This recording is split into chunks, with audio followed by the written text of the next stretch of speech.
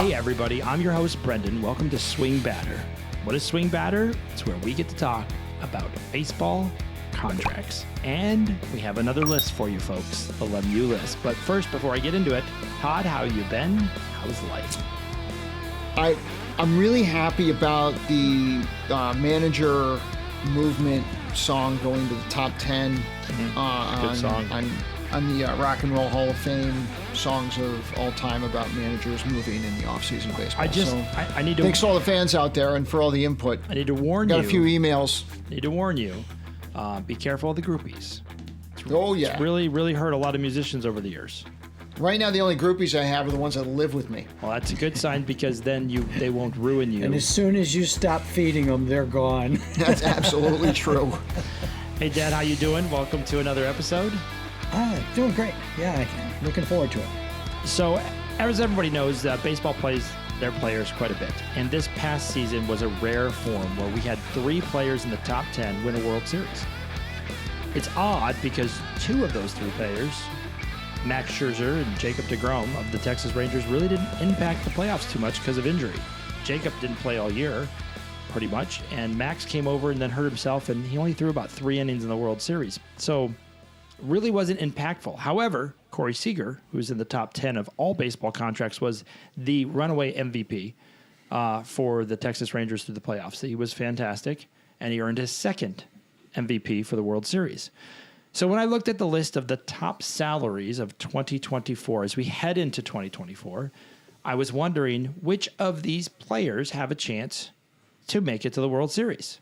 Obviously, we pay players a lot of money because we want them to perform, and we want to see them get us the golden crown, if you will, the nice ring on our finger.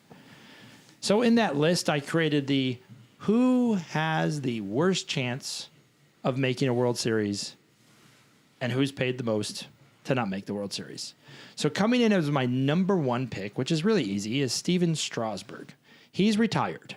He will never play another game of baseball, so this was an easy one. And his teammate, yes, there's 2 of them, Patrick Corbin, he's still playing, but he is magnificently terrible. His ERA is over 5 the last 2 years. He cannot pitch worth a darn. And he's on the Washington Nationals. And I believe the Washington Nationals were pretty close to dead last in the NL East. I would say with the Miami Marlins, the Atlanta Braves, the Philadelphia Phillies, and Patrick Corbin pitching for a team that really doesn't care about payroll. They're in rebuilding. These 2 players will never see the World Series. Lock that in. That's a guarantee. The next, Does it matter if they've seen the World Series before? I'm talking about the future. 2024 yes, on. I'm talking about the future. You're right about the fact that Washington Nationals feel good about paying these players because they got one. And anybody who knows when you get one, paying for the end is not that terrible. For those that can kind of relate to this, if you have adopted a child, you don't look back at the money you spent or the money you owe the next 10 years for that child. You just look at that child with love and adoration because you have the child. So in that light, the Washington Nationals won a World Series. However, they lost a player. He was the MVP of the World Series, and the Angels signed him. The Angels have 2 players that I don't think are going to sniff the World Series with the Angels. Anthony Rendon, I don't think has played a full season since he signed with the Angels. In fact, his best hit this year came when he tried to punch a fan. That was it. For those that don't remember, he was a little upset because he was getting heckled. Well, Anthony Rendon is paid $38.5 million, folks, more than Mike Trout, and he has not produced at all. Well, his teammate Mike Trout makes $37.1 million, and the Angels, if you want to watch a previous episode, we believe are very far away from the playoffs. They have an 8-year drought. The World Series, what are you smoking? No chance, no way, no out, no way whatsoever in the future. Please comment about my next 2 players that are clearly in the top 10 salary that I don't think have a chance at World Series. So your assumption there is that the Angels are not going to make the World Series. I wouldn't say I'm locking that in. That's my pick, folks. Not while these guys are playing. Not with these contracts with these players, yes. I think Rendon is a trash heap. I don't think he even wants to play baseball anymore. I think his injuries are exaggerated, and he's turning a mountain into a molehill, turning a mountain, I don't know, making a mountain out of a molehill. I think that's what he's doing with his injuries. He's looking for reasons not to play. I don't think that's the case with Mike Trout. And I think the thing with Mike Trout is actually, it's really tragic. And I think they've been somewhat vocal about the idea that they would be willing to listen to trades for Mike Trout. Am I wrong on that? I've heard that. Heard that as well. Yeah, and I think it would be in their best bet to do that because I would personally cheer for Mike Trout to get a World Series if he got there. Well, with the players Brendan has mentioned thus far, the 4 players that he's mentioned, as it stands right now, I would agree with him. They're not going to a World Series unless they get traded to a team that goes to the World Series. I mean, you could say Jacob deGrom made a World Series. Well, he got traded to a team, he didn't pitch. But these guys could make a World Series, but not where they live right now. Correct. With the Angels, these 2 players are locked in for several years more, and I just don't see the Angels making the playoffs, let alone the World Series. No, they've got to do. I agree with Todd. They've got to just thank Mike Trout, put him in the Angels Hall of Fame, and get 6 good young players to try to rebuild the team. I mean, how many times can you sign a guy like Tyler Anderson and then think that that's going to solve your pitching problems? Yeah. Solved it. He didn't make the top 10 in salaries, but he did solve their pitching problems. Hey, don't worry. They got Ron Washington now. I was just going to say, they got a 71-year-old manager. We just tried to talk managers so you can play your song again? Is that all we're doing? No, I actually, if you saw the press conference, they put Ron Washington in a jersey that barely fit him. Oh, Lord. Oh, Lord have mercy. It had to be too big because the guy is like a stick. He's so tiny. It was really too big. Yeah. He could have gone with a Youth XL. Now, of the top 4 that I have for the future, 3 of these folks have rings for the Nationals. And Anthony Rendon, after he signed this deal, is probably the happiest man in the world because he hasn't played baseball, like I said. Right. Now we get into what I would say. I mean, we're running out of players. We only have 10. That's a good list. That's 4 players that you're like, wow, they don't have a chance. Now I'm going to go with the next team that I don't think has a chance to win the World Series. I don't think they have a chance to win the World Series until after the 2020 eras. So 2030 is when I think the Yankees will be back. Why I say the Yankees is they have 2 players here that I think both are performing per their contract. Aaron Judge and Garrett Cole. They both were postseason awards. Cole was the AL Cy Young Award winner for last year. Fantastic. But guess what the Yankees did? They were fifth place with that salary, and they just re-signed their GM.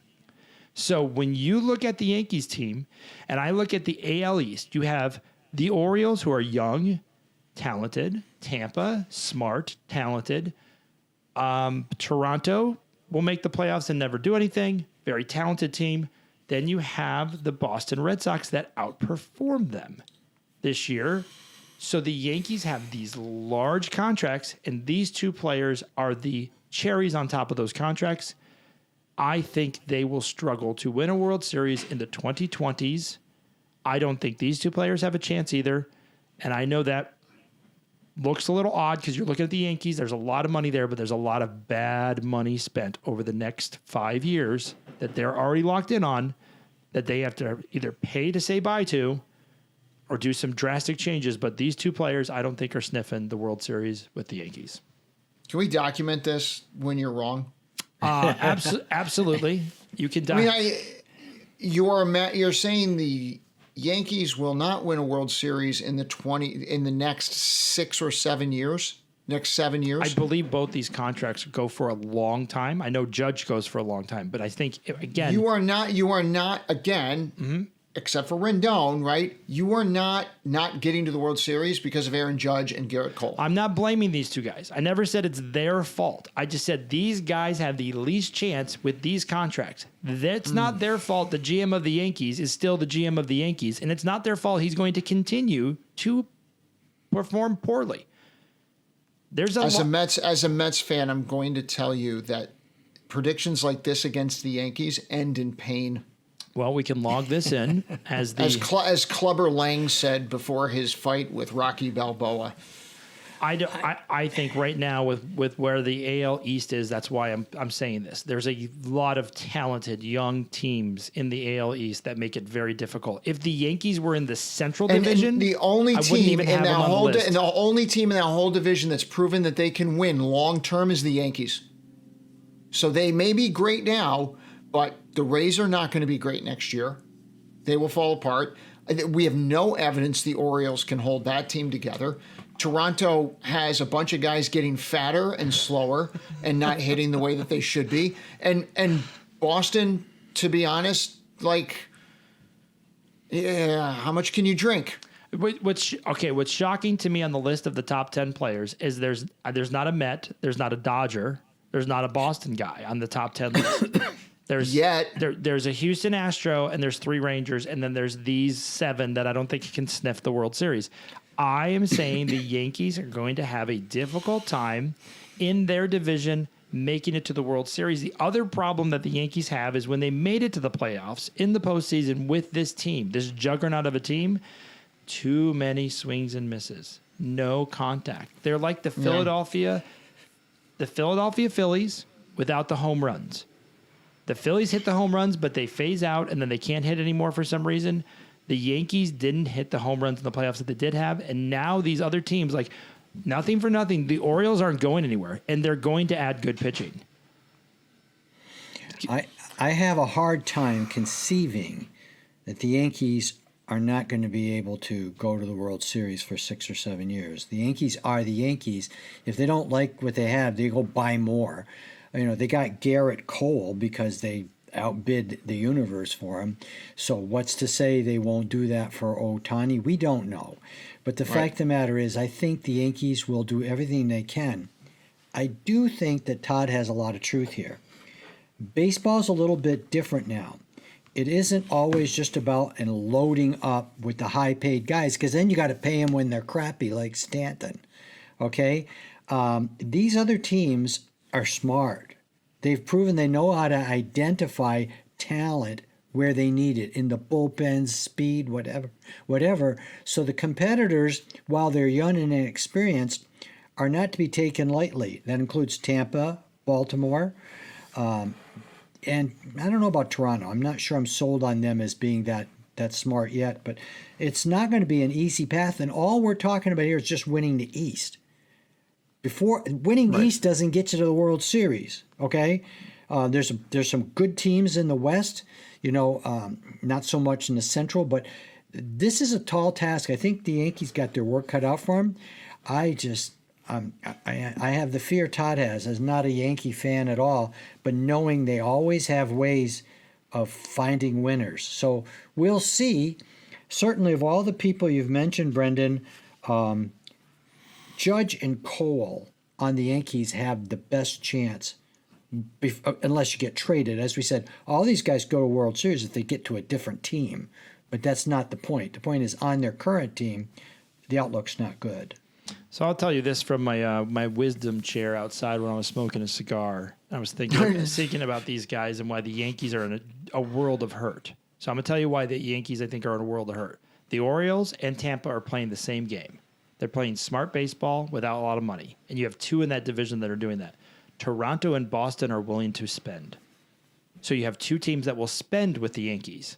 So now you have 3 teams spending and 2 teams that are smart. They would be better off if the 2 teams like Tampa and the Orioles were not smart, if they were like the Angels, or even if Boston was like the Angels. Boston made some good moves. I didn't like a lot of their moves, but they were actually a competitive team all year long. They were better than the Yankees. The Yankees have a lot of dead weight, and what I mean by that is players that are making a lot of money that they have to pay for the next several years or tell them to go away. I agree with you. They can tell them to go away and get better talent, but they are in a ridiculously difficult division. For some reason, Cashman for years was really good at identifying talent and kept them very competitive. But that team they got now, right now, and you, beyond Cole and Judge, you look at them and say, disappointment. Just guys who they thought were going to be better than they are, and not a few. There's quite a few that underperformed. Now, is that Doesn't the management get some blame for just maybe overestimating their abilities? The other thing that I felt very good about is that Cashman did re-up his deal. So the Midas touch, if you will, is the Cashman touch. The Cashman touch means your team is going to flounder and the players you sign don't do the way they should. Because when he signed you, it doesn't turn out that well. I think he's a poor GM. I'm not a fan of them signing him for a longer term. And I think he hasn't made the right moves to get the team where they need to be. And that has been evident in this last year's run up to the division and the fact that think about this, the Yankees months before the division was over were out. They were not even playing competitive baseball the last 2 months of the season. That is a rarity for the Yankees, and it will not repeat itself. As I light up my cigar this evening, I will remember you said that, and I will enjoy every year. Mark, what is that line? Mark my words, mark them well, something like that. I will be smoking victory cigars every baseball season when the Yankees are officially eliminated from the playoffs. We will have a show called "The Yankees Are Out Again," and that's my next team of the top 10 players. This was an interesting write-up, Brendan, because the next question, which I know you wanted to ask, and I'll steal it from you. We're going into the offseason where these top 10 players are not going to be top 10 anymore. Yes, sir. There's going to be 3, 4, or 5 guys moving into the top 10, and these guys will go down. And of those new guys making buckets and buckets of dough, how many of them will be on teams that are not going to the World Series? That's a good question. I have to confess, public penance of sins. Several of the Batter Sports staff thought the Texas Rangers were never going to sniff a World Series, okay? I'll own it. So we could be wrong, but it sure is fun trying. It's very fun trying. We will obviously update this article towards the beginning of next season. I think there's a couple players that are going to be in the top 10, clearly. There's a couple players that are going to, bounce into this realm. The nice thing that I like about it right now is I would love to see the Angels add 2 more to this list because that would make me happier to have 4 Angels on the list of top 10 players that will not sniff a World Series. I tend to think the Angels are kind of done with that, but who knows? The other team that I am expecting to make a showing this year in the offseason would be the Mets. I think they don't have a top 10 player now because they traded away Max and Justin Verlander. They had the top 2 going into the new season last year. So This will be very interesting. Again, you got to get, I believe, higher than $35 million a year to make this list. It's an elite list. Very few people are there. I know as we look at the Batter Sports salaries, this is pretty elite, even for our little network. So this is something to be viewed at and say, okay, what's this going to look like? I wonder how far away, this is an even better question, how far away are we from the top 10 only includes people making over $40+ million? We are 1 year away. You think 2025 offseason? Absolutely. If not 2024. I think we're that Noah close. was one of the top guys on the list, just signed. But I didn't see what he signed for. He went to the Phillies. I didn't see what it was for. For his year? I think it was $180 million for 7 years. Okay, so it wasn't. He was not 30. Well, he's not close, a top but 10. Not in the top. Yeah. No, Ohtani for sure will join the list. Right. Yamamoto will join the list. Do you think so? Yeah. $30 million for a guy who's never played. I think Yamamoto's going to get $40 million for 8 years. I think he's getting $320 million. You got to remember we're in inflation period, so $40 million isn't what it used to be. That's right. So one of the things that will remain certain, and I can guarantee you a couple teams will not have a player in the top 10 this offseason, and I'm going to list a couple of them. I know just off the top of my head. I didn't write an article about this. The A's are not going to have a guy in the top 10. Tampa Bay is not going to have a guy in the top 10. Colorado is trying. Please put someone in the top 10 this offseason, Colorado. I believe in you. There's lots of teams out there that are trying. The one thing, again, there's a lot of shocking things about the top 10 list when I looked at players. I didn't see a Padre, and they've spent buckets of money.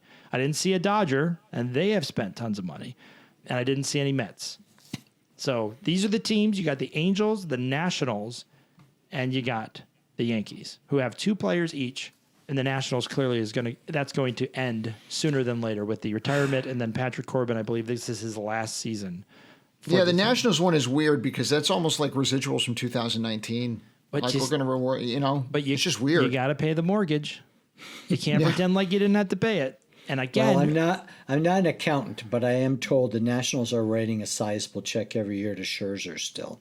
I mean, that's right.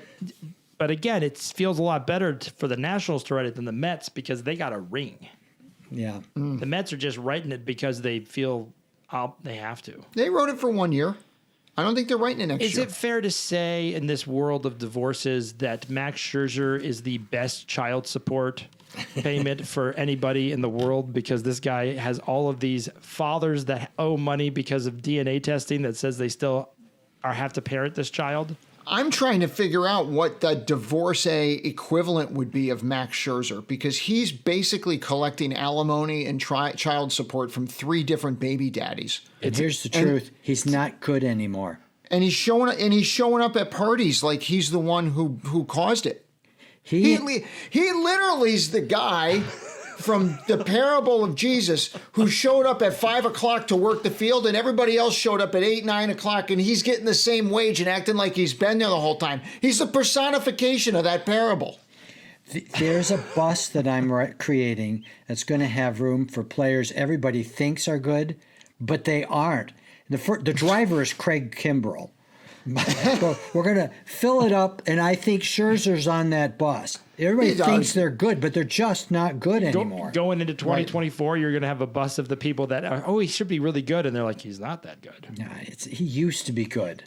I mean, with Kimbrell, I can't even remember that. But anyway, I've just had a thing for him. Well, we would love to hear your comments. Obviously, the Yankee fans are going to be really upset. I, again, have my Yankee cigar that At you? They can be upset at me all day long. I hope they're upset because, again, I see a nice long drought, as they say. What is the nice long drought of no World Series for the Yankees makes Brendan Lemieux a very happy man. And again, the Angels are just, at this point, I feel like the Angels, like, I don't want to say we're making fun of a less fortunate human being, but a part of me thinks that's what we're doing. Like, the guy has already tore his knee, or maybe he's in a wheelchair, and we're just like pushing him off some stairs. But the Angels did it to themselves. He's like that kid that rolls off the cliff in the E.T. mock-up movie, Mac and Me, where the kid's in the wheelchair going down the hill, and then he rolls off the cliff.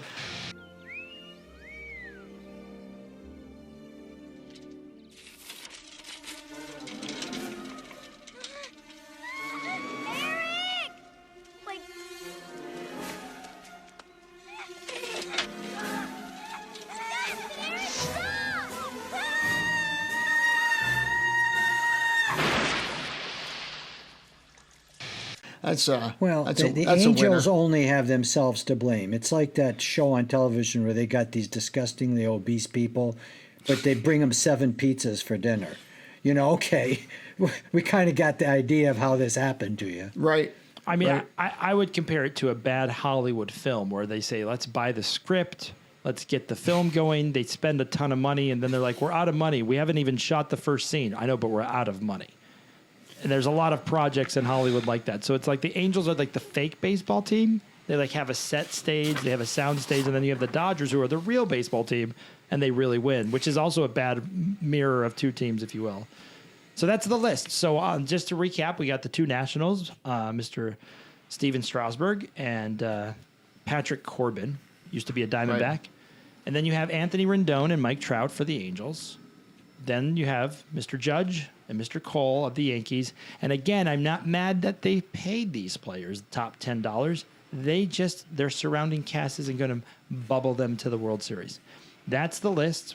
Click like if you like this video. Subscribe. Thank you for watching Swing Batter. And please post your comments. As Todd would say, you will regret my Yankee prediction for 2020s. And I look forward to either eating crow like we did with the Rangers, or I actually look forward to the cigar that I get to smoke when they're eliminated from the playoff contention and not making it every year as the Baltimore build a juggernaut. Dad, final thoughts from you? I thought it was a great topic, Brendan, and I think there's a lot of good points to it. But I think I'll just conclude with the obvious.